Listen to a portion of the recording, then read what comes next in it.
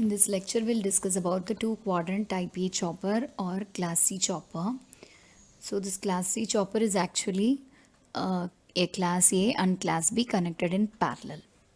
Okay, this is the equivalent circuit for a class C chopper. So here it consists of two semiconductor devices CH1 and CH2 and two diodes D1 and T2. So this chopper can be used to obtain both first quadrant as well as second quadrant operation. So in the first quadrant, both V0 and I0 are positive, whereas in the second quadrant, V0 is positive and I0 is negative. So when this chopper 1, CH1 and the diode D1 are operated, then we can obtain first quadrant operation, whereas when chopper 2 and D2 are operated, we can obtain second quadrant operation.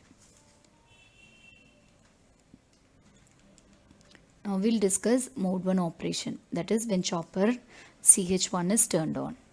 So let us assume that at point P, so this point I will show you in the waveform.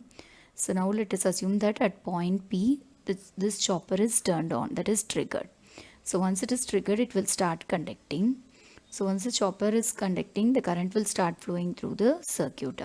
So the current will start flowing from Vs plus through this chopper, through the load, through the and completes its path through Vs minus.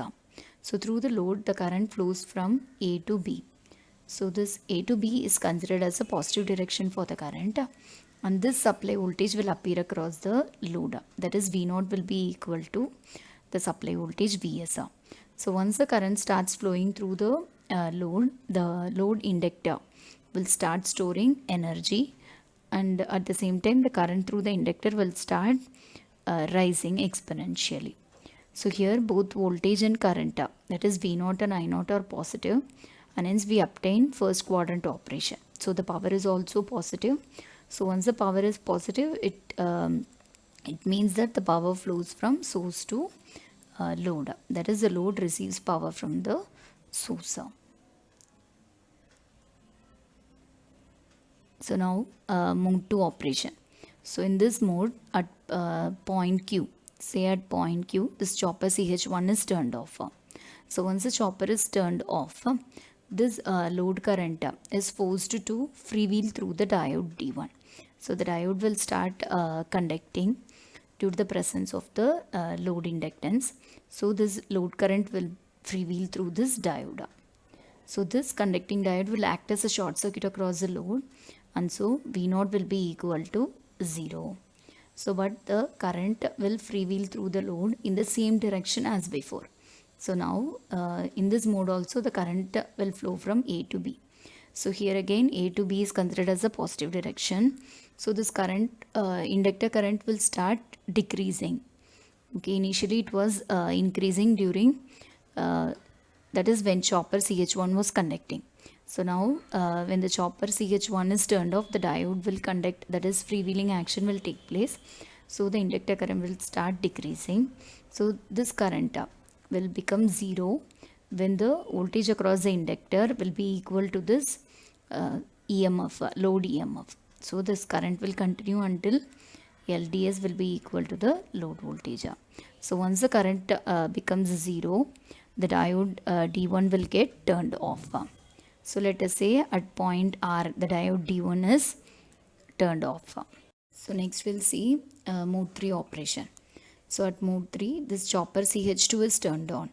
So let us assume at point R, when the diode D1 is turned off, this chopper CH2 is turned on. So once the chopper CH2 is turned on, due to the presence of this load voltage, the current will start flowing through the circuit. So the current will start flowing from E plus through L, R, through CH2 and completes its path through E minus.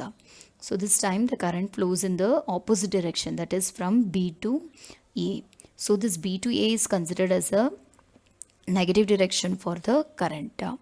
So now due to this chopper, so due to the conduction of this chopper, the load voltage will be equal to 0 because this conducting chopper will act as a short circuit across the load. So this condition will continue. This current will continue to flow through the circuit until the chopper CH2 is turned off. So next we'll see when chopper CH2 is turned off.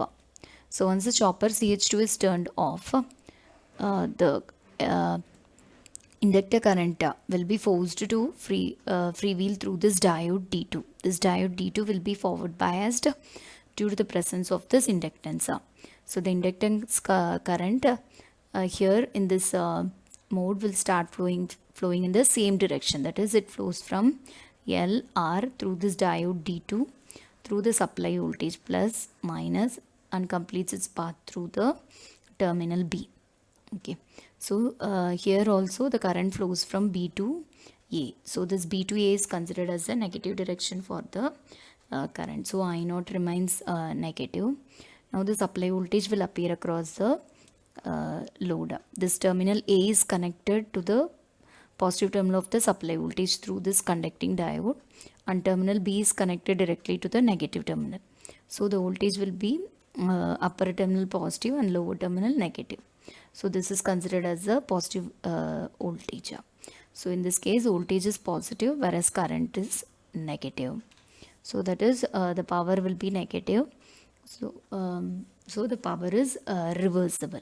Now we are obtaining second quadrant operation by operating this chopper CH2 on this diode D2.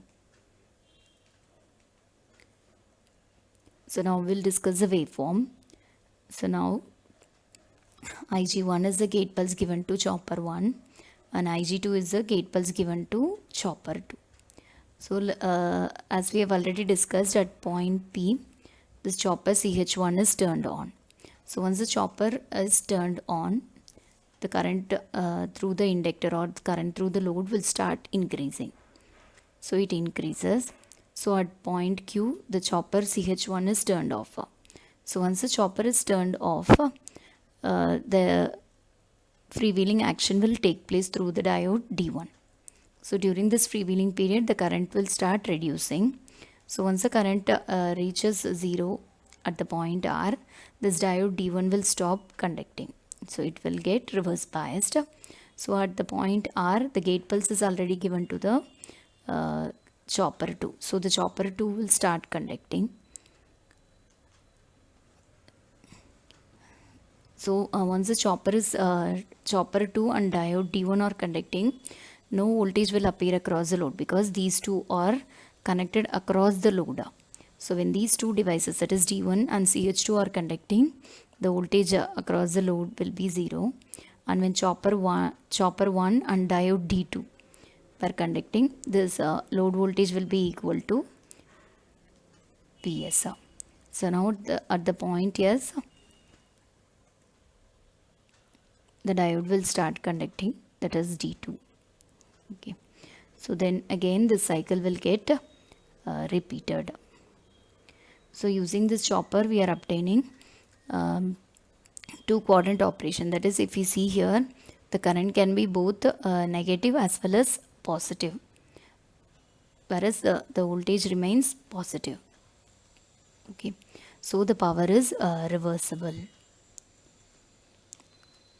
So when chopper 2 and this diode D1 are conducting, the load voltage will be equal to 0 because these two devices are connected across the load, and when they are conducting, it will act as a short circuit across the load. So V0 will be 0. And if diode D2 and chopper 1 are conducting, then the load voltage will be equal to Vs. Supply voltage will appear across the load. So V0 is positive. So V0 remains positive, as I said earlier, whereas current can be both positive as well as negative. So power is reversible, and hence this chopper can be used for both motoring as well as regenerative braking of the DC motor.